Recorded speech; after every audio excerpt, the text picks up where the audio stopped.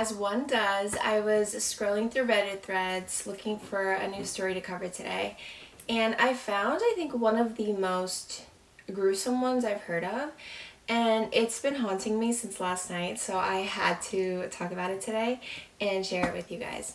I just want to give a warning that this story is very violent and includes children, so if that's a little hard for you to stomach, then I definitely recommend that you skip this one and go watch something happy. If you're new to my channel, welcome. My name's Francesca and I am addicted to true crime stories. I read them all the time and I'm here on my channel every week to share them with you. So if you're obsessed with true crime like me, then I recommend you subscribe because I'm here for you every week with a new story. Today's drink of choice is an iced almond milk hazelnut latte. It's time to sip and dip into some true crime. Now let's get into the story. This case takes place in Ina, Illinois. The year is 1987. This is a small, quiet little town. It was so small that they only had a gas station, funeral home, a grocery store, a post office, and a church. Everybody knew everybody. It was one of those towns that you didn't really have to think about like locking your door at night. It was perfect for raising a family, and it was perfect for a small family like the Dardeen family.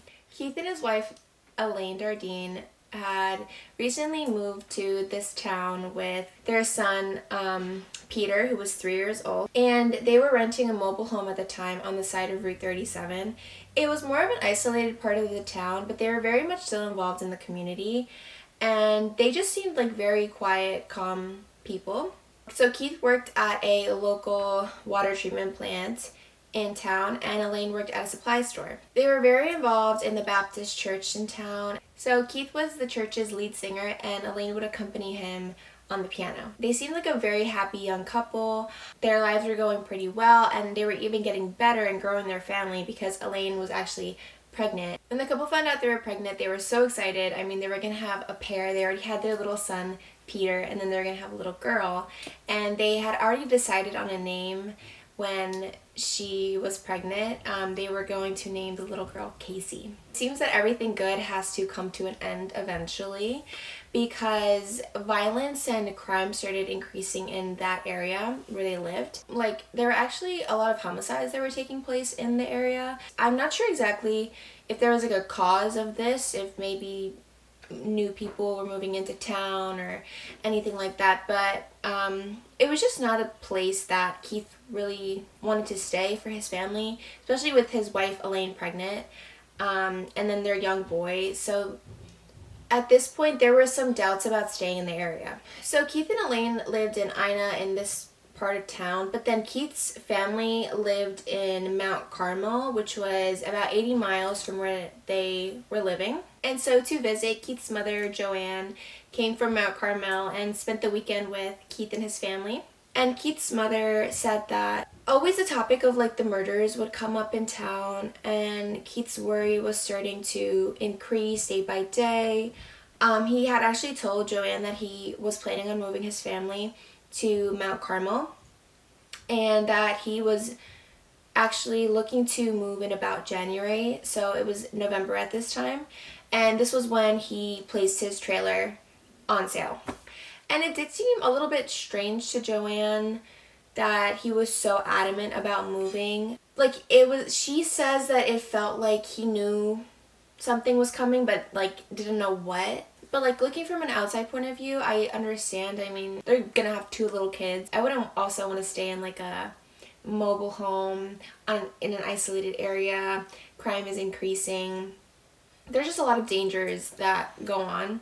So I totally understand where Keith was coming from. Later that month, on November 17th, Keith had a night shift at the plant that he was working at, but Keith ended up not showing up. Keith was always a very reliable worker, always showed up to work. If he wasn't going to work, he would call. Never really took sick days. He had a family to provide for, so he looked like he was a hard worker. And his coworkers noticed this. You know, Keith is never one to just not show up. They call the family, they call the home, and nobody answers. So his supervisors get more worried and they decide to call Keith's parents. When they end up calling Keith's parents, like, they have no idea where Keith is, and they also think this is super strange for their son because, one, if he's not answering, Elaine is going to answer, and he's not one to just disappear out of nowhere and then not show up to work. So the next steps that the parents took were to call the police and tell them that they needed a welfare check on the family because this is very weird for them. This doesn't happen. So the police are going to do a welfare check on the family, and Keith's parents said, we're going to meet with you at the house because we are also really worried and we want to see what's going on. So the police and Keith's parents both show up at the Dardeen mobile home, and when the police get to the door is already unlocked, which that's already a red flag. With the family already being a little bit more hyper aware of the dangerous crime going on in the area, they are one to lock the door. Police go into the house, they're calling for the family, nobody answers. They go into the Dardeen family bedroom, and that's when they see a terrible crime scene. When they went into the bedroom, they found Elaine and her 2-year-old son, Peter. The two were beaten to death with a baseball bat that belonged to the family. It was just a gift from Keith's father to him, and they had it lying around. I'm sure when Peter was older, they were going to go play baseball or something, but the baseball bat did belong to the family. Elaine's cause of death was a blow to the right side of her head, which caused a fracture of her skull. And Peter, the 3-year-old, also had multiple abrasions, which are a bunch of cuts and wounds, and then he also received a blow to the head and fractured his skull. What was even more disgusting and horrific at the time was that Elaine was still pregnant with Casey. She was around 7 months pregnant. And during the beating, Elaine went into labor and delivered the baby. So Casey, the newborn baby, was also beaten to death. The 3 victims were placed neatly on the bed and tucked in as if they were sleeping. This looked like an attempt to cover up the crime scene. It was a sloppy attempt, but it definitely was an attempt of making it look like this was kind of like natural, like why, like they were kind of sleeping. I'm not sure the psychology behind it, but this is how the bodies were found. The police continued to search the home, and they found that nothing was stolen, nothing was missing except for one person, and that person was Keith. Keith was nowhere to be found in the home. His car was also missing, and so police suspected that Keith had murdered his family and then ran. This led to a big search for Keith. Police searched everywhere. They started talking to Keith's friends, and they said that he was a stand-up guy and that for him to do this to his family wasn't even a possibility. The search lasted for days, and Keith was ultimately found shot to death in a wheat field by a group of hunters. This is a very isolated wooded area, and it was a mile away from his home. The state that they found him in was terrible. So he was shot to death, and then also his private parts were mutilated. His area was essentially cut off, and he was shot in the face 3 times. So they found Keith, but what was still missing was his car. They actually were able to find his car the following day. It was pretty much in plain sight, honestly. It was found in front of the local police station, but there was a bunch of blood splattered on the car, which is really weird that the car was found so close to home. It was kind of like taunting from whoever the killer was. The next step in the investigation was to send the bodies to the coroner, and that's where they perform an autopsy and they investigate the bodies to try to figure out what happened. When the coroner investigated, they determined that the family members were killed within an hour of each other, but they were unsure of who was killed first. So there were 4 people murdered in this small town in Illinois. This got all the major headlines, and everyone's eyes were on this case. The pressure was on the police to find who committed this disgusting murder, and they looked. There were 30 detectives working around the clock to find this killer. There were 100 people interviewed, 1,000 leads tracked down, 150 evidentiary items were sent to labs for multiple testing, but everything was coming up empty. There was very little hints as to who this person was. There were DNA sample remains from the victims, but none from the suspects. It was really weird. There were no real solid leads they could go by. So the detectives had to come up with theories and kind of rule them out one by one. The first one was infidelity. Could this have been the work of a jealous partner? Maybe one of the two of the, maybe Keith or Elaine were cheating and the other one found out. Maybe it was a jealous lover. But there was really no evidence of that, and everyone seemed to know the two as a happily married couple, and there were just no leads that indicated that. The second theory was robbery. They thought, okay, maybe somebody went into the home and tried to steal something and then it went wrong. They had to get rid of the witnesses. But what didn't make sense was that when the police enter the crime scene for the first time, everything was kind of laid out in plain sight. There was cash, there was jewelry, everything of monetary value was in plain sight. And then the third theory they had was that this was the work of a cult. Because of how brutal the murders were, they thought, okay, maybe this was kind of a sacrifice from a satanic group, but there was no sign of forced entry and there was no evidence really that allowed for this theory to be true. So they have all these theories, none of them are ringing true, none of them have any evidence to support it, and so they have to rule it out. So then they're back to square one. What was adding even more pressure was that Joanne, Keith's mother, was calling the police station minimum every week to get any leads or updates on her family's murder. But the police really had nothing to give her. I mean, they were completely stuck.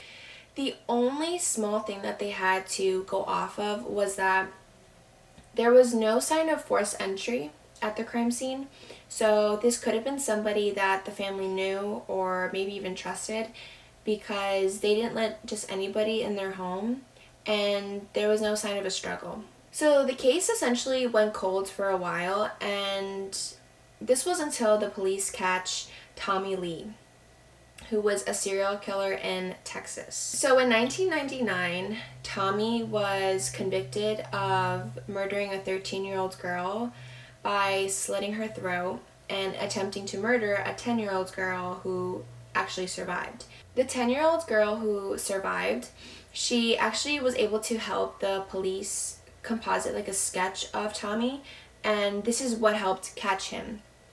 Then from a lineup, she was able to spot Tommy, and that's when he was convicted of the murder and of the little girl's attempted murder. When they catch and arrest Tommy, he actually admitted to 70 other murders, including the Dardeen family. So Tommy was confessing to all these murders, and the police were actually able to confirm 24 of his claims. Although these were confirmed, Tommy was known to embellish his stories, and he even later admitted to even fabricating some of the stories that he told police. So this guy just gets worse and worse and worse. But when it came to the Dardeen family, his story was that he met Keith at a truck stop, but then it was a pool hall, and that's when Keith invited him to his house to have relations with him and his wife Elaine. But the police were taking this guy's story with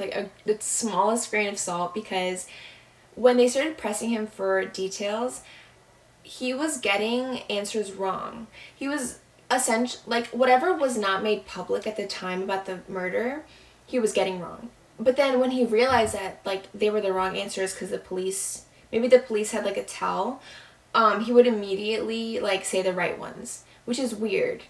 I don't know how he did that, but it was kind of he was guessing about what was right. It felt like he had the answers for the details that were made public, but when it came to the ones that only the police knew, he was very he was very inconsistent about it. And Tommy even told the police that he would walk through the crime scene with them and tell them how he committed the murder. But at this point, Tommy was already put on death row, and in Texas, the state laws forbid prisoners to be removed. There was something very interesting about Tommy's confession.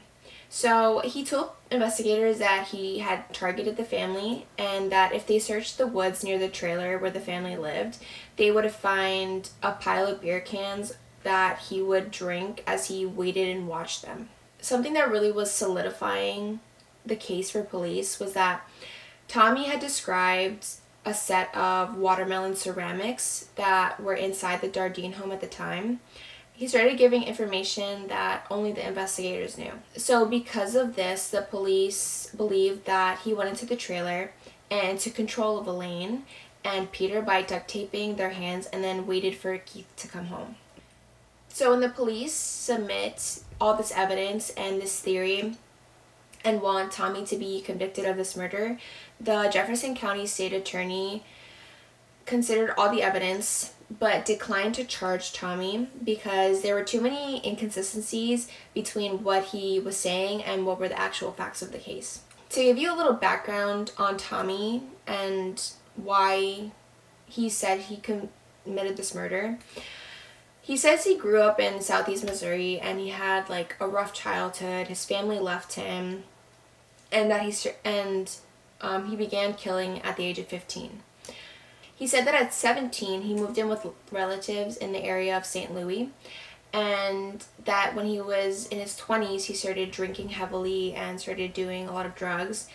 And he actually became a carnival worker, so they move around a lot, and he went to different areas, and that's what made it easier for him to kill. In the 1980s, he says that he began to sell drugs from Florida and Indiana. He would basically transport the drugs. He was kind of like a runner, I guess. And then he says this to police, claiming that that's how Keith got mixed up in this. He says that Keith was actually like in the drug world with him and that's how he knew him. But there was no evidence that Keith was involved in this like at all. There was zero evidence. There was nothing that Tommy was saying that was making sense at this point. And we're never really gonna get any real truth from Tommy because he was sentenced to death row and he was executed in 2014. This was 22 years after the Dardeen family murder.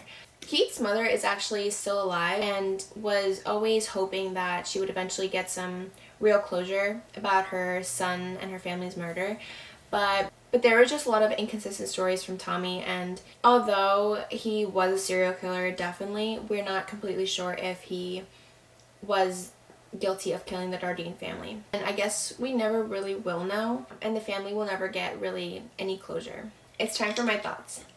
This case was a hard read because of how violent the family was murdered and that there was no mercy on the children either. The way that this family was killed was evil. And I don't know if Tommy was really truly guilty of this murder. That is the case of the Dardeen family. Thank you so much for listening. This was definitely a tough one to read about and to talk about. I will leave you with that, and I will see you guys in my next video.